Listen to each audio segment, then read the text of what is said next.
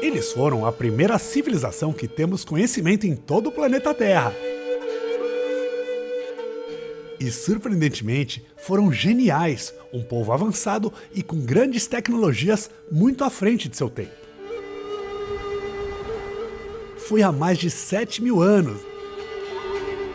Hoje o Mundo Muito Louco vai explorar essa região, conhecida como Mesopotâmia, onde atualmente se encontra o Iraque. É muito estranho que as escolas atuais não falem muito sobre eles, já que foram eles os criadores de muita coisa que a gente usa até hoje. Tipo o quê? Ixi, tanta coisa, mas vamos lá. Eles criaram a roda, o calendário, a agricultura, a matemática, a cerveja, obrigado, e até a escrita. A escrita? Sim. Pela primeira vez, o homem usou esse tipo de comunicação para registrar a sua vida, suas economias, suas crenças, e graças a isso, a gente pode conhecer muito mais dessas mentes brilhantes. A sua escrita, por sinal, era muito diferente da nossa e de todas que existem na Terra. Esses risquinhos aí que você tá vendo? Essa era a escrita deles, a escrita cuneiforme, que graças a pesquisadores geniais, hoje podemos traduzir e entender tudo o que eles faziam, esses registros nessas tábuas de argila. E o que está escrito aí? Calma, que eu já vou traduzir tudo para vocês. Mas antes de começar, eu vou dar um importante spoiler. O episódio de hoje vai trazer mais perguntas do que respostas, tudo bem? Essa civilização ainda guarda muitos segredos e mistérios que ainda não foram desvendados. Muita coisa está debaixo da terra, muita coisa a gente não conseguiu descobrir, ou não foi nem encontrado. Mesmo assim, vamos investigar a fundo as evidências encontradas até agora. Evidências que se encontram tanto na região onde tudo aconteceu, como nos grandes museus do mundo, que também guardam esses tesouros e registros. E para investigar tudo isso de perto, o Mundo Muito Louco vai invadir os maiores museus do mundo, e eu vou dividir com vocês. Claro que algumas coisas ficaram no Iraque, afinal não dava para carregar esse prédio gigante aí, que eles chamam de zigurates. Mas muitas peças preciosas foram levadas para os museus mundo afora, para conservação. Ou seja, o Mundo Muito Louco foi até Paris, no Museu do Louvre, para conhecer algumas obras. Acho que eu fui a única pessoa que entrou no Louvre e não queria ver a Mona Lisa, eu queria ver escritas cuneiforme. Eu vi a Mona Lisa também, legal, mas eu queria estudar mais sobre esse povo aí. Fomos também até Roma, no Museu do Vaticano, onde outras peças estão guardadas. É aqui, atrás das portas do Vaticano, que muitos segredos estão guardados.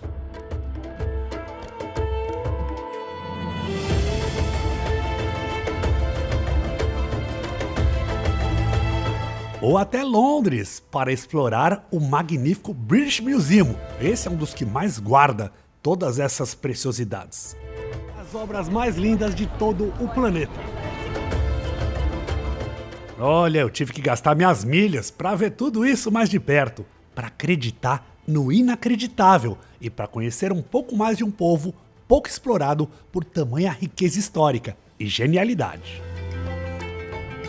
Olha, eu tive que estudar e viajar muito para fazer esse episódio, então não esquece de deixar o seu like aí ou mandar no grupo da família aí para dar mais conhecimento pro tio Alberto. Mas vamos voltar a falar dos sumérios. Os sumérios criaram a primeira religião conhecida e registrada na Terra, uma religião que ainda desperta muito mistério em torno de seus deuses, que segundo seus relatos vieram dos céus, trazendo conhecimento e tecnologias avançadas. Segundo sua mitologia, são eles os descendentes de Anu, ou os filhos de Anu, com Anu sendo o deus do céu, também conhecidos como Anunnakis, que eu vou falar mais pra frente. A história dos sumérios é muito rica e complexa, abrangendo vários milênios e deixando um legado profundo nas civilizações que vieram depois. O rio é sempre o berço da vida. O clima desértico não ajudava muito a prosperar, mas o rio possibilitava a sobrevivência e desenvolvimento. Tudo que era plantado às margens do rio florescia como magia. Assim como no rio Nilo, o rio Tigre e Eufrates também tinham as cheias todos os anos, que traziam os nutrientes aí das terras de cima, trazendo o plantio prosperar de uma forma rica e abundante. As cheias e as baixas se repetiam de acordo com os períodos do ano, que obrigou esse povo a estudar os ciclos do rio e da natureza, para aproveitar o melhor possível esse presente divino. Para eles essa era a explicação, era tudo culpa dos deuses, que deveriam ser homenageados e respeitados. A origem do povo sumério ainda é debatida por muitos estudiosos, que se contrariam em suas versões. Uns acreditam que ele era uma população indígena que já estava ali na Mesopotâmia, enquanto outros sugerem que eles vieram de regiões ao leste e ao sul. Faz muito tempo, por isso não dá pra gente responder com muita precisão. A gente tem algumas evidências, alguns estudos, mas ainda tem muito debate. Segundo evidências encontradas na região, tinha algumas aldeias ali, como Eridu, que surgiram antes ainda desse período. Foi em torno de 5.500 a.C., durante o período Ubaida. A cultura ubaidiana é pré-suméria e a agricultura, por exemplo, foi uma das coisas desenvolvidas por eles e reaproveitada pelos sumérios, claro. Antes de eu continuar falando deles, a gente vai embarcar na minha máquina do tempo. Vamos voltar um pouco antes da história para você entender a cronologia.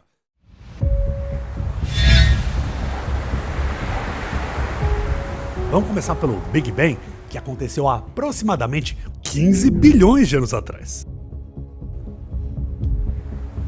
Você acha que eu exagerei? Não, é só para entender um pouco das datas, tá bom? Foi aí que a Terra foi formada. Já o primeiro homem demorou um pouco mais para aparecer. Ou melhor, não era nem homem ainda, era o Homo sapiens, que teria surgido na África há cerca de 200 mil anos. E de lá, eles se espalharam pelo mundo. Os egípcios, por exemplo, que a gente já estudou bastante aqui no canal, eles surgiram entre 3.300 a.C., talvez um pouco mais, tem muito debate, mas já os sumérios foi em 4.000, 4.500 a.C. Eles vieram antes de todo mundo. E foi com eles, nessa região do Oriente Médio, que um grande salto evolutivo aconteceu. Tudo que os sumérios inventaram pode parecer simples hoje em dia para nós, mas coisas simples como a roda, a agricultura, matemática, astronomia, escrita, medicina, leis e muito mais não são tão simples assim de se criar. É muita genialidade para um povo só. Por isso tem muita gente que acredita que os deuses trouxeram conhecimento. Segundo as próprias lendas falam que os deuses vieram dos céus com conhecimentos, com tecnologias, enfim, mais pra frente a gente fala disso. Vamos falar das cidades. Foi em 3.500 a.C. que Uruk surgiu. Aliás, foi uma das primeiras e mais importantes cidades do planeta. Deixa eu dar o crédito certo. A primeira cidade do mundo foi Eridu, também na Suméria, mas foi Uruk que levou o crédito, porque cresceu muito mais. As duas eram pequenos, despretensiosos assentamentos em 4.000, 4.500 a.C., mas 500 anos depois, Uruk bombou. Ele cresceu e se converteu a um modelo de urbanização que seria exemplo para todo mundo. A cidade tinha templos, tinha bairros, tinha praças, estabelecimentos comerciais, lojinha, exército para botar ordem na casa, irrigamento, sistema de administração pública, ou seja, eles foram os inventores da burocracia. Tinha que botar ordem, né? Tinha que organizar.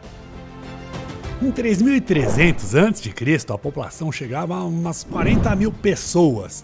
Em 2.800 a.C., parece que foi o auge do poder. Estudos calculam que já tinham mais de 80 mil pessoas morando lá. A coisa bombou, foi fervo. A primeira grande cidade do mundo ainda é reconhecida, com quase o mesmo nome, sabe? Atual Uruk. Que país é esse? Uruk, Iraque. É o Iraque. Mas vamos voltar lá para trás, né? Foi durante esse período que a civilização suméria fez importantes avanços culturais e tecnológicos. A cidade foi forçada a achar saídas para organizar todo esse povo, um sistema para registrar as coisas. Ou seja, no começo, 5 ovelhas eles marcavam com 5 bonequinhos lá de ovelha, 5 estatuazinhas, né? Mas depois começou a crescer o número e como é que fazia? Aí eles criaram um número para representar essas coisas. Ou seja, criaram a matemática. Aí era 5 linhas pro número 5, depois um círculo pro número 10, e assim começava toda essa numeração aí, que a gente já usa até hoje. Outro marco muito importante foi a invenção da escrita. A escrita cuneiforme. Tinha que botar coisa no papel para botar ordem na casa, né? Ou melhor, nesse povo, nessas cidades. Tudo começou com alguns pictogramas, né, que eram gravados em um tablete de argila, usando uma estaca afiada. Com o tempo, esses símbolos foram evoluindo para sinais mais abstratos e foram usados para documentar leis, contratos, eventos históricos, contos literários, religiosos, mitos e muito mais o que se vivia ou o que se pensava na época. E para lidar com a escrita, os sumérios tiveram que desenvolver as escolas. É culpa deles então? Eles precisavam formar os escribas que desempenhavam funções essenciais na administração pública e religiosa. E os que iam para a escola depois virariam escribas e ganhariam muito bem, teriam dinheiro e status, viu? Fica a dica aí pra você. No começo a escrita era usada para registros econômicos, money talks, né? Mas logo evoluiu para narrativas literárias e mitológicas, como a Epopeia de Gilgamesh. Talvez uma das obras mais famosas deles, né? A Epopeia de Gilgamesh é uma das primeiras obras literárias do mundo e conta a história do rei Gilgamesh, que governou Uruk por volta de 2700 a.C. Gilga é descrito como 2/3 divino e 1/3 humano. Gilga? Como assim Gilga? É Gilgamesh, pô. Eu posso dar esse apelido carinhoso pra ele ou tô cometendo uma heresia? O homem tinha grande força e sabedoria, mas também era arrogante e opressor. Então talvez ele não goste desse apelido nem das minhas piadocas, né? Parem. O seu amigo Enkidu morreu e abalou profundamente Gilgamesh, que fica obcecado pela busca da imortalidade. E assim, ele fica viajando e buscando por isso. Ele vai atrás do único ser humano que sobreviveu ao grande dilúvio e que obteve a vida eterna. Esse papo de grande dilúvio também é assunto que a gente vai voltar um pouquinho mais pra frente. A narrativa mistura mitologia, mortalidade e explorações filosóficas sobre a vida e o significado da amizade. Olha que bonito. Esse papo de imortalidade, ele é muito comentado, ele aparece muito na história dos sumérios. Gilgamesh acaba aceitando isso e decide se concentrar em governar com sabedoria e construir legados duradouros para sua cidade e para a humanidade. A Epopeia de Gilgamesh influenciou muitas tradições literárias e religiosas, incluindo a literatura hebraica, a tradição épica ocidental. O tema das suas histórias reverberam em muitas culturas e continuam a ser lidos, estudados e admirados no mundo todo. A descoberta dessas tábuas de argila aí, que tem a Epopeia, foi crucial para entender um pouco da literatura e da religião da antiga Mesopotâmia. Religião que, por sinal, ela tinha um papel central e muito importante na vida deles.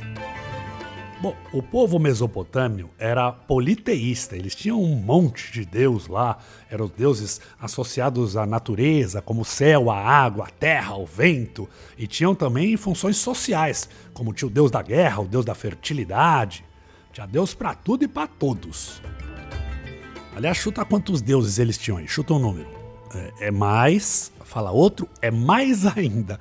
Eles tinham de 500 a 1000 deuses, era muito deus, tinha deus pra tudo. Olha, segundo a lenda, todo o conhecimento deles teria vindo dos céus, trazido por seus deuses. Essa teoria aí enlouquece os ufólogos que ao escutar isso urram. Tá vendo? Tá vendo como existe vida extraterrestre? Aí é o princípio da teoria do famoso livro Eram os Deuses Astronautas. Será que eram? Isso dá uma longa discussão, mas a gente discute mais pra frente. Voltando ao assunto do Grande Dilúvio, essa parte é uma das histórias mais intrigantes da antiga Mesopotâmia. Por sinal, existem relatos históricos que dão evidências que esse dilúvio teria acontecido nesses tempos. Provavelmente isso não foi pura mitologia ou lenda. A lista de reis sumérios registra que 8 reis reinaram antes do Grande Dilúvio, ou seja, temos provas que isso aconteceu. A história, por sinal, é muito semelhante com o relato bíblico de um senhor que teria feito uma arca para salvar a humanidade. Essa parte você já conhece, né? A tal da Arca de Noé. Aliás, todo mundo conhece essa história, mas segundo a literatura suméria, o dilúvio foi real, histórico, universal e catastrófico. Destruiu não só a Suméria, mas toda a humanidade. Isso ainda é discutido entre os historiadores, tem muita conversa sobre isso, mas que algo aconteceu ali, com toda certeza. Eu comecei contando já o final da história, que o ápice, o final, mas a gente pode voltar ao começo da história para entender melhor? A origem da palavra Anunnaki remonta à língua suméria e significa aqueles que vieram do céu. De acordo com o épico, depois que o universo foi criado, a partir do mar primitivo, os deuses nasceram e as divindades moldaram o homem a partir do barro para cultivar a terra e cuidar dos rebanhos e perpetuar a adoração aos deuses. Esses deuses tinham um ego grande, né? Criaram o homem para ficar cultuando eles. Se eu for falar dos deuses, então a gente já acaba o programa, né? Porque mais de 1000 deuses aqui, fora as histórias, que são infinitas. É muita coisa, depois se quiserem eu faço outros episódios só das histórias. Mas dizem que 7 sábios da mitologia suméria foram enviados da Terra, por Enki, no início do tempo, para dar aos seres humanos as sagradas leis da civilização, os ensinamentos, o conhecimento.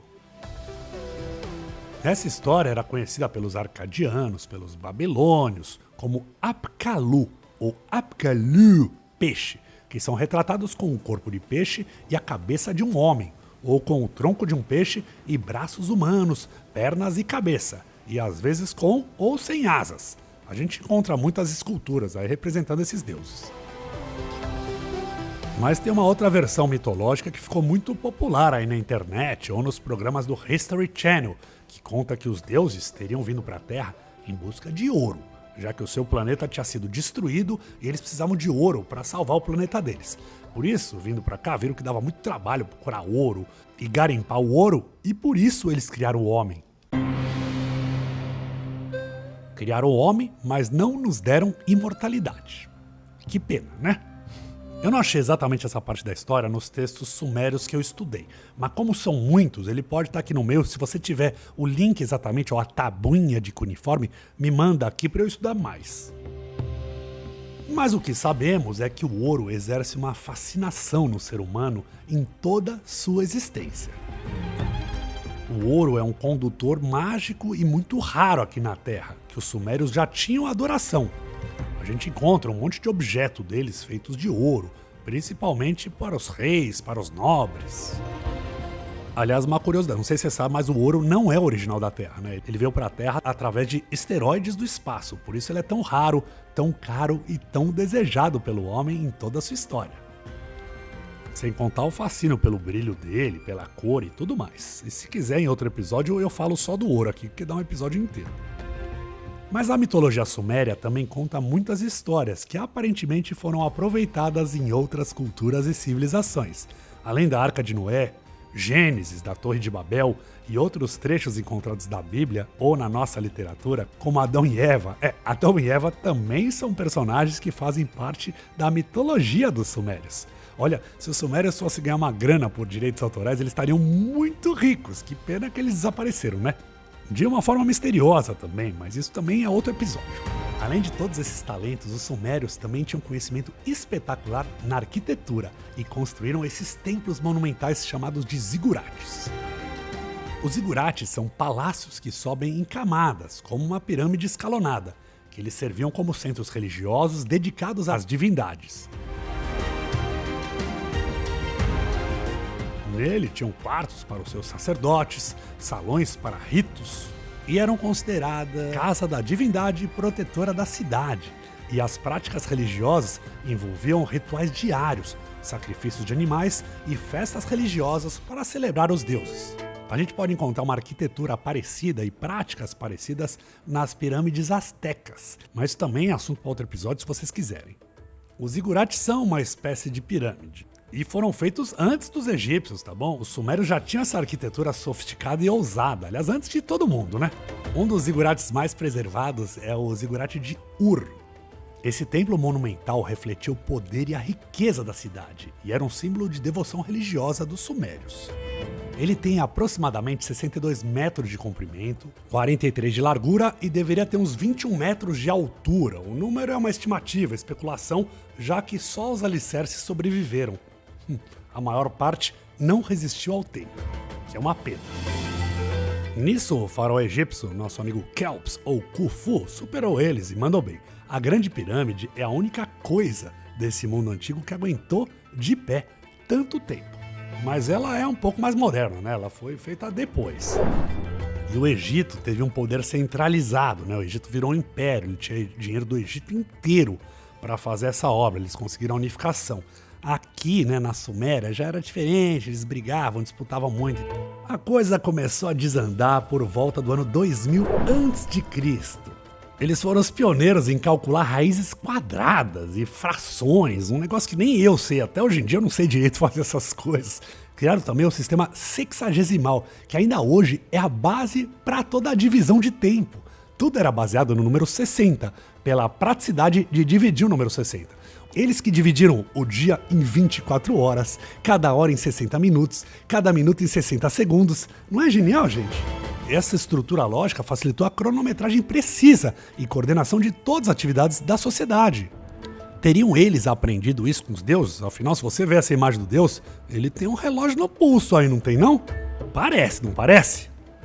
Sei não. Aliás, algumas imagens que a gente vê aí dos seus deuses parecem muito com coisas modernas e levantam muitas questões ainda sem resposta.